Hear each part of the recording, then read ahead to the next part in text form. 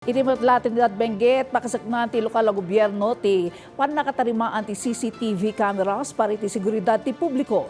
Iti datos innem apulo ti nakamuntar a CCTV iti sentro ti ili, ngem pito laeng ti agkurkuri. Anya nga ti aksyon ti lokal na gobyerno. Ada report ni Christine Bornolia sa Baway.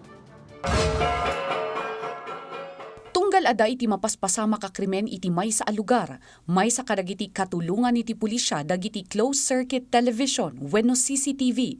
Dito'y gamin ang nakarecord dagiti paspasamak saan la nga iti may sang aldaw nga mabalinpay nga ma-access dagiti pasamak iti naglabas nga aldaw.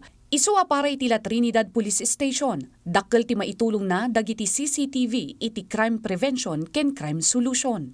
Malaking tulong talaga yung mga CCTVs kasi minsan hindi naman lahat talaga ng mga main thoroughfares natin dito, yung mga buildings natin is nababantayan natin. Marami na tayong nasolve na mga crime incidents dito sa La Trinidad at nakita natin yung importansya ng CCTV kasi minsan doon tayo nakakakuha ng lead kung sino yung mga gumawa at doon sa mga footages na yun nakikita natin kung or na-identify natin kung sino yung mga gumawa. Naimuntar dagiti CCTV iti naduma-duma apasat ti munisipyo, kas iti kalkalsada, overpass, garbage point, ken uray pay iti Balili River. Sigon iti barangay Balili, dakkel ti naitulong kadakwada dagiti naimuntar a CCTV iti masakupan da.